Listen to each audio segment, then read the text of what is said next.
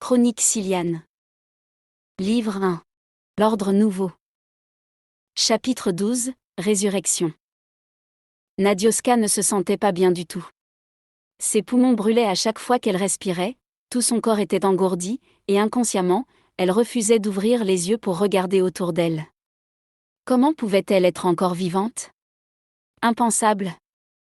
Les yeux fermés, elle réfléchit. Étrange.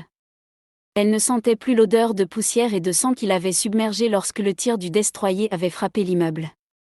Tout semblait si calme, il n'y avait plus aucun son. Et puis, elle paraissait allongée sur quelque chose de plat, pas sur les débris qui l'entouraient de toutes parts un moment plus tôt. Elle n'arrivait pas à comprendre, mais peut-être était-elle morte après tout, peut-être était-ce cela le paradis.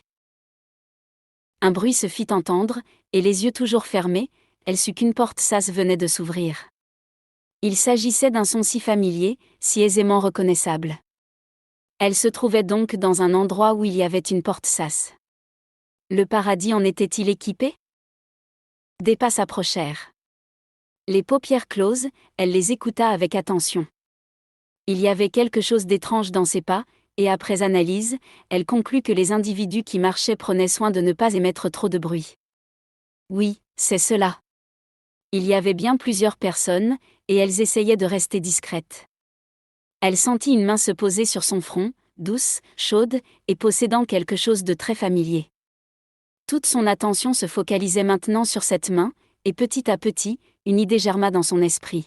« Jade » murmura-t-elle. « Oui, c'est moi » répondit une voix près de son oreille. « Comment vas-tu » Elle se força cette fois à ouvrir les yeux. Elle se situait dans une salle entièrement blanche à la lumière crue, ce qui provoqua chez elle un début de migraine. Elle était allongée sur une sorte de table d'opération transparente. Autour d'elle, plusieurs autres meubles semblables se trouvaient dans la pièce, mais aucun n'était occupé. « Peux-tu te lever et marcher » demanda Jade. Pour toute réponse, elle se releva sur ses coudes pour évaluer sa capacité à bouger, puis voyant qu'elle pouvait continuer, elle alla jusqu'à s'asseoir sur le bord de la table. Il ne s'agissait que d'un faible effort, mais elle sentit sa tête tourner, et ses poumons brûler de plus belle. Elle grimaça et ferma les yeux pendant un instant. « Prends ton temps » conseilla-t-il. « Je préférerais que tu marches seule pour sortir d'ici, ça facilitera notre évasion. » « Où sommes-nous » demanda Nadioska. « Sur la base de l'ordre nouveau. »« Comment nous sommes-nous retrouvés là? Ont-ils capturé beaucoup de Silians ?»« De quoi parles-tu? Ils t'ont récupéré quand tu es tombé sur Anoralk » dit Jade d'une voix cassée. « Quoi » s'exclama-t-elle en rouvrant les yeux. Elle se rendit alors compte que Jade portait un uniforme de l'ordre nouveau, et qu'Iridris l'accompagnait. Elle se tenait juste derrière lui, et possédait un accoutrement semblable. « Je ne comprends plus rien » s'écria Nadioska. « Et l'attaque de Syl ?»« Quelle attaque ? Syl n'a jamais été attaqué par qui que ce soit. Personne de la Confédération ne possède sa localisation. »« Mais je l'ai vu » insista-t-elle. « Je me trouvais là.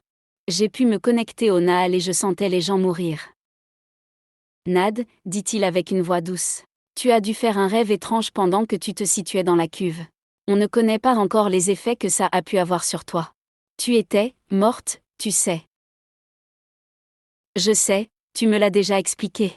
Tu m'as dit que tu m'avais récupéré dans la base de l'ordre avec l'aide d'un fantôme Silian qui s'appelle, Fallen je crois. » Jade et Iridris se regardèrent consternés, et dans un brusque éclair de clairvoyance, Nadioska réalisa ce qu'il se passait. « Oh » s'exclama-t-elle. « Je vois. Je viens de quitter la cuve, et vous êtes là pour me faire sortir d'ici. Ce que tu m'as décrit se déroule actuellement. » Jade ne comprenait rien, mais il savait très bien que Nadioska ne pouvait pas inventer le nom d'un Silian qu'elle ne connaissait pas. La cuve avait des effets secondaires. Aucun doute à ce sujet. Mais il décida de ne pas approfondir la chose pour le moment, et de se focaliser plutôt sur leur fuite. « Peux-tu marcher » demanda-t-il de nouveau. « Oui, je crois » répondit Nadioska. « De toute façon, nous allons partir d'ici, alors c'est que je peux me déplacer, non ? » Je ne suis pas sûre de bien comprendre, hésita-t-il. Elle se laissa glisser de la table, et constata machinalement que l'ordre l'avait habillé d'une étrange combinaison moulante de couleur foncée. « Tu marcheras entre Iridris et moi, expliqua Jade. Nous allons faire croire que tu es notre prisonnière et que nous t'emmenons quelque part. Je dois aussi te prévenir que nous allons changer d'apparence pour ne pas qu'on nous repère. Nous pouvons le faire quand ? Oui, je suis au courant, dit Nadioska comme si elle possédait cette information depuis des lustres. Jade n'insista pas. Il ne savait pas trop s'il devait se réjouir de l'avoir retrouvée, ou bien s'il devait s'inquiéter par avance de ce qu'il allait remarquer de différent chez elle. Il préféra balayer cette pensée pour le moment, et se concentra pour changer d'apparence. Il espérait que cette fois il ne croiserait pas ce lieutenant Netona dans les couloirs. « Te sens-tu prête ? Lui demanda-t-il. Elle acquiesça, puis grimaça machinalement devant le nouveau visage de Jade. « Tu aurais pu choisir une autre tête, dit-elle. Celle-là ne me plaît pas. Je n'ai pas choisi. J'ai pris l'apparence d'un garde de l'ordre que j'ai, légèrement assommé. Allons-y. » Tenant chacun Nadioska par un bras et sans échanger la moindre parole, les deux Silians la conduisirent à travers les couloirs d'un blanc immaculé. Ils croisèrent en chemin plusieurs soldats en uniforme qui ne leur jetèrent qu'un très vague coup d'œil. Jade retenait de façon inconsciente sa respiration à chaque nouvel embranchement, s'attendant à voir apparaître le lieutenant Netona à tout moment. Mais fort heureusement, ils parcoururent la distance qui les séparait de la plateforme d'embarquement sans encombre. Fallen patientait à bord d'une petite navette de l'ordre. C'est lui qui avait repéré Nadioska dans la section recherche. Elle était restée dans l'étrange cuve pendant plusieurs jours, baignant dans ce bizarre liquide vert, de nombreuses électrodes reliées à sa combinaison. Fallen avait été se balader là-bas de façon régulière en prenant à chaque fois une apparence différente. Il avait étudié avec discrétion les scientifiques qui s'affairaient autour de la cuve et un jour, il avait constaté que Nadioska ne s'y trouvait plus. Il avait fait des recherches dans l'ordinateur de la base, et avait prévenu ses amis Silians que la jeune femme avait été ramenée à la vie et qu'elle avait été placée dans ce que l'ordre appelait la salle de réveil. Il ne fallut que quelques minutes pour monter un plan d'évasion succinct. Fallen devait trouver une navette pour s'enfuir, tandis que Jade et Iridris se téléporteraient sur la base qu'ils connaissaient déjà, puis prendraient Nadioska pour l'emmener loin de l'ordre. Ce plan simple se déroula sans problème, jusqu'au moment où ils arrivèrent à la plateforme d'embarquement. Une sirène assourdissante retentit, tandis qu'une voix encore plus forte signalait que la prisonnière 584 ne se situait plus en salle de réveil. Les deux Silians et Nadioska pressèrent le pas. Un des techniciens qui s'occupait de l'entretien d'une navette leva la tête du moteur qu'il révisait, et les regarda passer. Il remarqua la combinaison de Nadioska, et prit aussitôt l'intercom qu'il avait à la ceinture. « Courez !» ordonna Jade à ses deux amis. Nadioska, qui avait encore les jambes en coton, eut beaucoup de mal à forcer l'allure. Jade accentua sa poigne autour de son bras, tout en la soutenant pour l'aider à presser le pas. Fallen, assis dans le cockpit, suivait leur progression grâce au Nahal, il referma le sas derrière eux dès qu'ils furent montés dans la navette, avant de décoller immédiatement. Jade aida Nadioska à s'installer sur un siège, puis se plaça à côté d'elle. La navette dont les coordonnées de saut avaient été programmées à l'avance ne mit pas longtemps avant de pénétrer dans l'hyperespace, laissant derrière elle tout danger. Au final, tout s'est bien passé, dit Jade satisfait. C'était même très facile. Nous serons sur Syl dans quelques heures. Sur Syl, s'exclama Nadioska. Vous n'avez pas effectué de saut intermédiaire ? Nad, dit-il en parlant avec plus de lenteur, tu connais bien l'autonomie de ces petits vaisseaux. Ils ne peuvent effectuer au maximum qu'un seul saut. Je sais, répondit-elle avec une pointe d'agacement. Mais je pensais que vous aviez établi un point de rendez-vous. Nous avions très peu de temps pour établir un plan quelconque, expliqua-t-il en détachant les mots comme s'il parlait avec un tout jeune enfant. Nous avons fait de notre mieux avec. Mais c'est de la folie, explosa-t-elle en se levant d'un bond sous les regards ahuris de Jade, d'Iridris et de Fallen qui venaient juste de les rejoindre. S'il te plaît, calme-toi, dit Jade en lui saisissant le bras pour l'obliger à se rasseoir. Mais Nadioska se dégagea, et se mit à faire les 100 pas dans les quelques mètres d'espace libre qui existaient entre les deux rangées de sièges blancs situés les uns en face des autres. Pourtant, vous êtes intelligent, reprit-elle agacée. Il a bien dû vous venir à l'esprit que l'ordre possédait le moyen d'interroger l'ordinateur d'une navette à distance. Ah bon? S'étonna-t-il. Ils peuvent faire ça? Je n'en sais rien, répondit-elle exaspérée. Normalement, non. Mais vous ne connaissez pas la moitié des choses qu'ils sont capables de réaliser, et en allant tout droit sur Syl, vous leur avez peut-être fourni vous-même les coordonnées de votre planète. Les 3 Sylians se regardèrent avec stupéfaction, en se posant des questions sur l'intégrité mentale de la jeune confédérée. Il doit s'agir d'un contre-coup dû à sa mort, proposa quelqu'un dans le Nahal. Après tout, on ne sait pas exactement ce que l'ordre lui a fait. Nad, reprit Jade avec douceur. Pourquoi veux-tu qu'il débarque sur Syl? Parce que je l'ai vu. À mon avis, tu as rêvé pendant que tu te trouvais dans cette cuve. Nous ne comprenons toujours pas comment elle fonctionne, cela a dû, je n'ai pas rêvé. Je l'ai vécu, insista-t-elle en faisant de grands gestes. J'ai senti les gens souffrir et mourir. Elle se tamponna les tempes avec les doigts avant de continuer d'une voix presque hystérique. Je les sentais. J'étais connectée à votre Nahal. C'était vrai, j'ai vu les bâtiments s'effondrer sous les tirs des destroyers en orbite. Et votre Vakniel exploser dans le ciel. Remarquant que les 3 Sylians la regardaient comme si elle semblait devenue complètement folle, elle se força à se calmer, et reprit sur un ton un peu plus normal. Vakniel signifie « celui qui fait de grands pas », n'est-ce pas? Jade approuva d'un signe de tête, mais en gardant un air tout à fait dubitatif. Bien, poursuivit-elle. Ça ne vous étonne pas que je sois au courant de ça? Dis-moi Jade, quand m'as-tu parlé du Vakniel? Il se mit à réfléchir, et dut avouer que la réponse ne lui plaisait pas. Jamais, affirma-t-il. Je ne t'ai jamais parlé de ça. Comme tu ne m'as jamais expliqué que l'olivet était ton symbole parmi les fantômes, ou que Nahal signifiait réservoir dans votre langue, ou que ta mère était morte à ta naissance. Jade se figea sur place. Comment pouvait-elle savoir tout ça? La cuve a définitivement des effets secondaires, affirma un des Sylians connectés. A-t-elle acquis des dons de double vue? Peut-être a-t-elle vu l'avenir comme elle l'a suggéré elle-même en reprenant conscience. Avec autant de détails, personne n'a jamais réussi à voir l'avenir de cette façon. Nous ne connaissons personne, à part elle, à être morte puis revenir à la vie. Difficile de comparer quoi que ce soit dans ce cas. Elle a dit qu'elle pouvait se connecter au Nahal. Pourrait-elle essayer maintenant? Jade décida de poser à voix haute la dernière question qu'il avait entendue.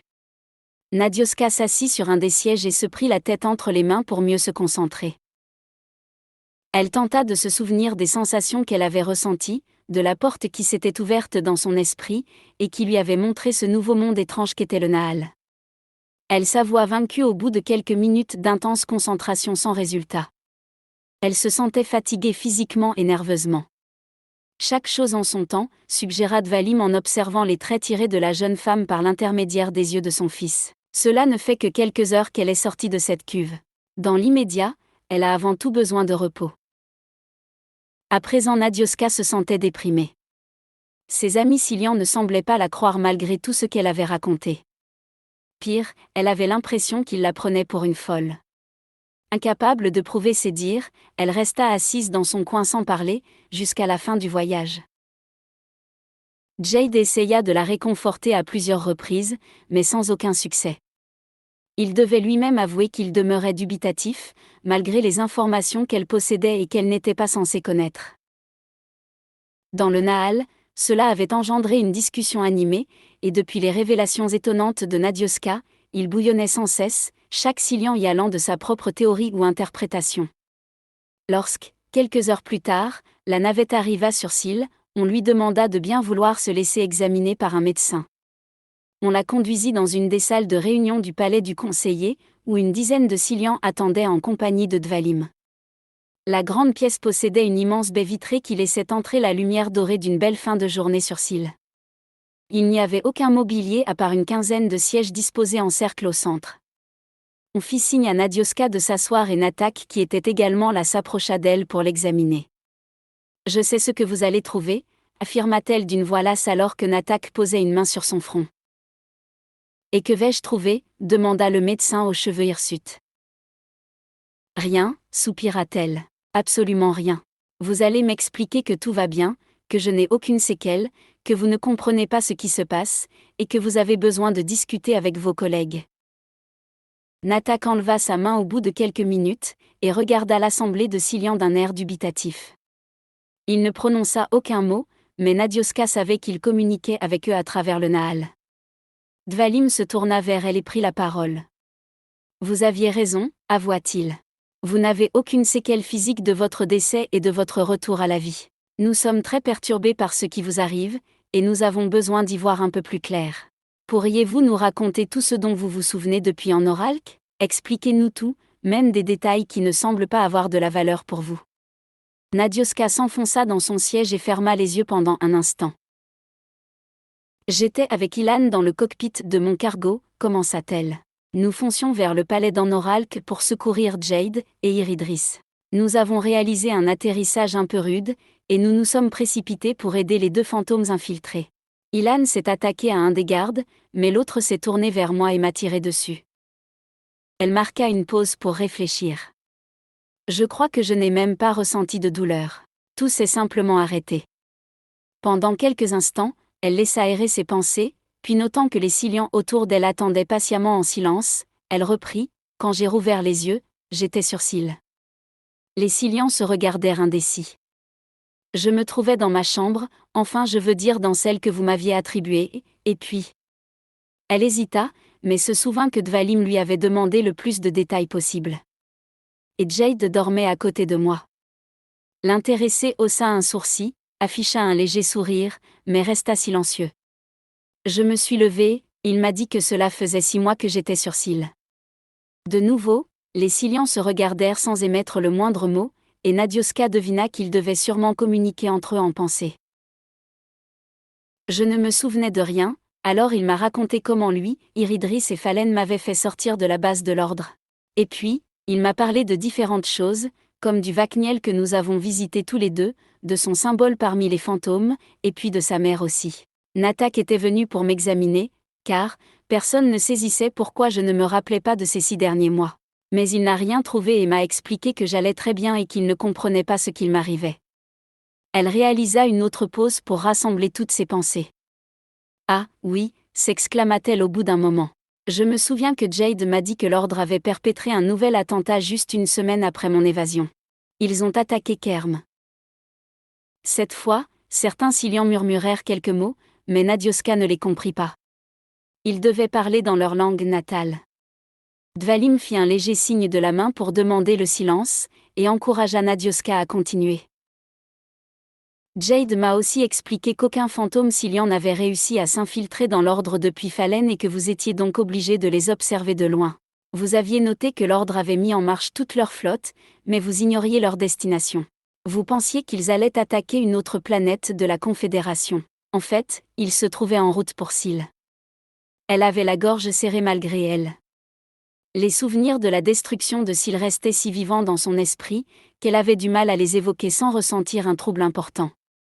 J'étais là quand ils ont donné l'assaut, reprit-elle d'une voix plus basse. Jade n'arrêtait pas de me répéter qu'il n'y avait plus rien à faire, que vous ne pouviez pas combattre contre les destroyers, que vous ne possédiez aucune arme pour vous défendre. Je crois que le seul mot d'ordre qui avait été lancé dans le Nahal était de se mettre à l'abri. Je crois me souvenir que les gens ne voulaient pas se téléporter, pas sans les enfants. Elle s'interrompit, incapable de continuer, et ferma les yeux. Quelque chose lui revint en mémoire, alors que les Cillians murmuraient autour d'elle dans leur langue. Il s'agissait de quelque chose de vague, très vague, différent des autres souvenirs qu'elle possédait. Elle essaya de se concentrer, et fronça les sourcils malgré elle. Quelque chose ne va pas, demanda Natak resté près d'elle. Je ne sais pas trop, répondit-elle en rouvrant les yeux. Étrange. Il y a quelque chose dont je n'arrive pas à me rappeler. L'attention des Cillians était revenue vers elle, et ils la regardaient tous avec des visages à la fois tendus et compatissants.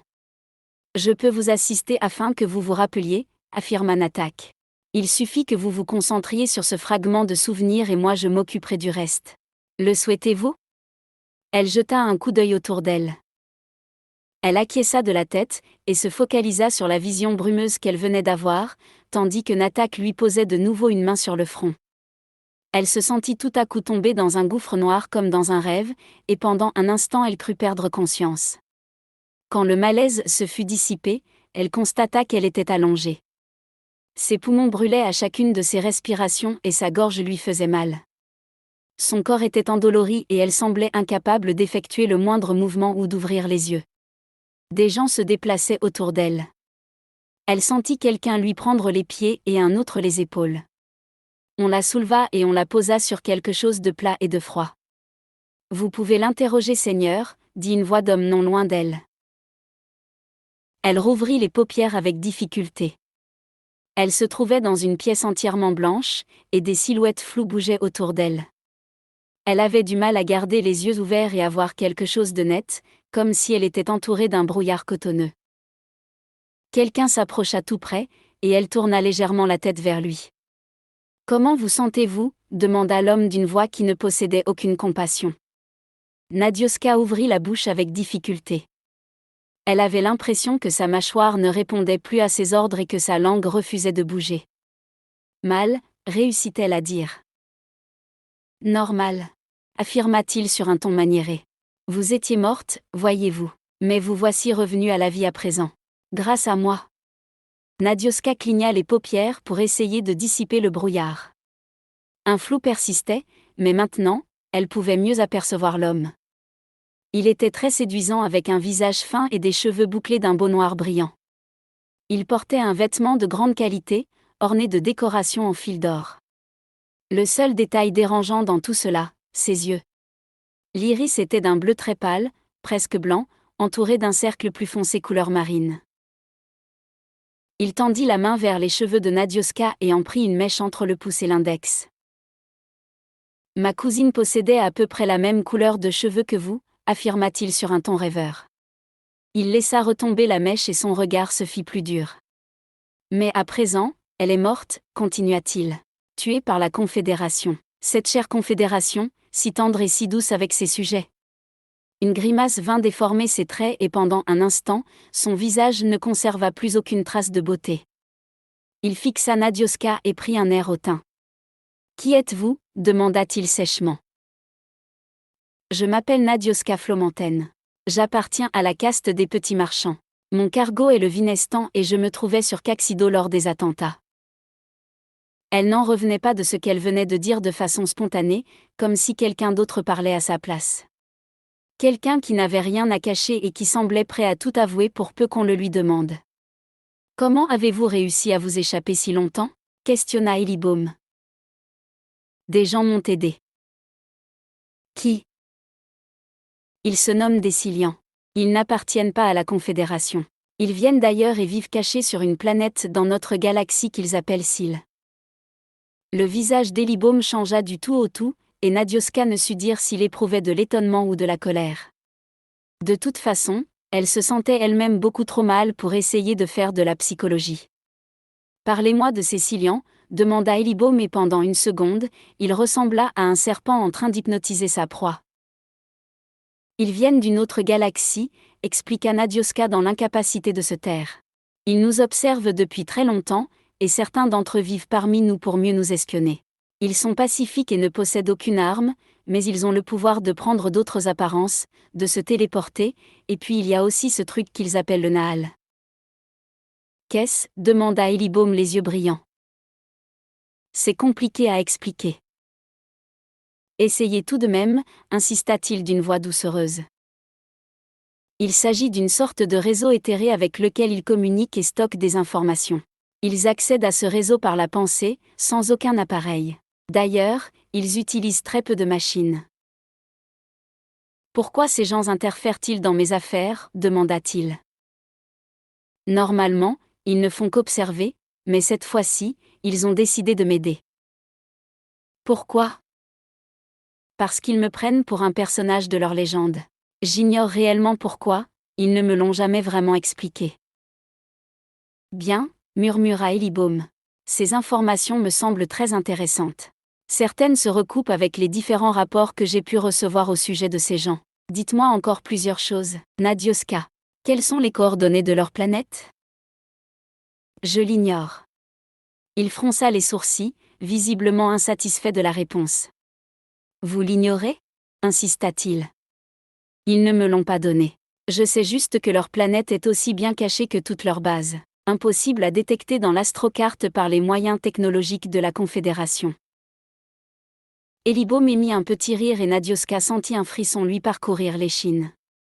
La réaction de l'homme n'augurait rien de bon.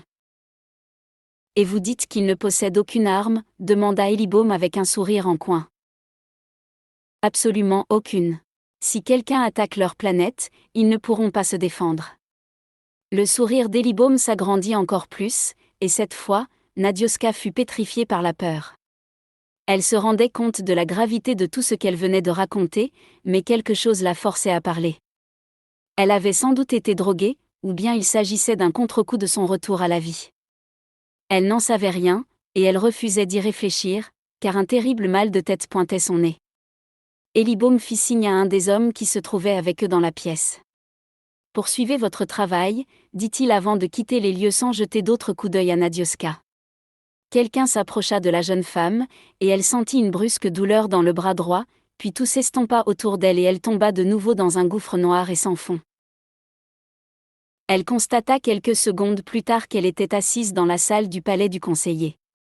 À travers les baies vitrées, elle vit que le soleil s'était presque couché sur Syl. Jade se trouvait là, juste à côté d'elle, et la maintenait sur sa chaise. Sa tête lui tournait tellement qu'elle avait l'impression qu'elle pouvait s'effondrer à tout moment. Natak avait retiré sa main de son front et l'observait d'un air triste. Il s'agissait d'ailleurs du sentiment général qui régnait dans la pièce. Nadioska regarda les Sylians un à un et constata qu'ils ne montraient ni colère ni ressentiment à son sujet. Pourtant, elle-même se sentait si coupable qu'elle aurait compris qu'ils réagissent d'une autre façon. Elle aurait même trouvé cela normal. Des larmes se formèrent d'elles-mêmes dans ses yeux et coulèrent lentement sur ses joues. « Je suis désolée », murmura-t-elle. « Depuis le début, tout est de ma faute. » Jade la prit dans ses bras et caressa tendrement ses cheveux. « Vous n'y êtes pour rien mon enfant, dit Dvalim. Vous avez de manière évidente été drogué. L'ordre possède beaucoup de technologies visant à contrôler les gens. Vous n'êtes qu'une victime. Nous ne pouvons pas vous reprocher quoi que ce soit. » Ces paroles ne la réconfortèrent pas.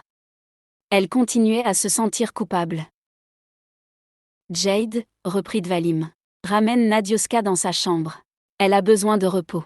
Une bonne nuit de sommeil se révèle souvent le meilleur moyen pour avoir ensuite les idées plus claires. » Jade approuva d'un signe de tête et aida Nadioska à se mettre debout. Tout en les regardant partir, Dvalim prit la parole dans le Nahal. « Chers amis, nous devons réfléchir. Ce que nous venons d'apprendre n'augure rien de bon pour notre avenir. L'ordre est à présent au courant de notre existence, et même s'il ne possède pas les coordonnées de Syl, je suis persuadé qu'il ne s'agit que d'une question de temps avant de les voir débarquer ici. » « Alors, vous croyez que Nadioska a vu le futur ?» demanda quelqu'un. « Il ne s'agit pas de cela, » répondit Dvalim. « Il s'agit de simple logique. L'ordre sait que nous vivons quelque part dans la galaxie et ils ont les moyens technologiques de nous débusquer. Terminez ce raisonnement vous-même et je pense que vous en viendrez aux mêmes conclusions que moi. » Un silence pesant s'établit dans le Nahal, et un sentiment de peur diffuse fit son apparition en s'infiltrant dans les esprits de tous les Sylians connectés.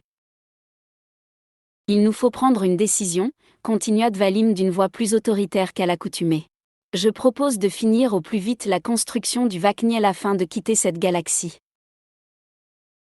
Vous suggérez la fuite ?» s'exclama quelqu'un. « Oui, » répliqua Dvalim. « Avez-vous une autre recommandation ?» Le Sylian ne répondit pas, et de nouveau un malaise envahit le Nahal. « Nous ne faisons pas partie de la Confédération, » affirma Dvalim. « Nous nous sommes toujours tenus à l'écart. À présent, deux choix principaux s'offrent à nous, soit nous intervenons pour aider la Confédération à se débarrasser de l'ordre nouveau, et cela signifie prendre les armes, ou bien alors, nous les laissons se débrouiller seuls et nous partons loin d'ici pour nous mettre à l'abri. Vous connaissez déjà mon point de vue. Je lance donc un vote. Peut-être devrions-nous attendre un peu avant toute décision hâtive, proposa Iridris. Au sein du Nahal, une vague d'étonnement fit son apparition. Iridris ne se mêlait que très rarement aux divers débats qui prenaient place dans le Nahal.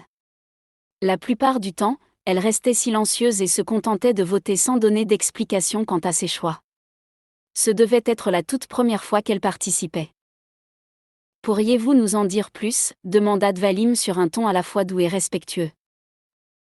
Nadioska nous a fourni beaucoup d'informations sur un futur possible, dit-elle. Or pour le moment, nous ne pouvons pas déterminer si cela n'est qu'un simple cauchemar, ou bien si elle a vécu cet avenir d'une certaine manière. Patientons une petite semaine et nous serons fixés. Pourquoi attendre une semaine interrogea Incilian. Comment cela pourrait-il nous aider dans notre décision?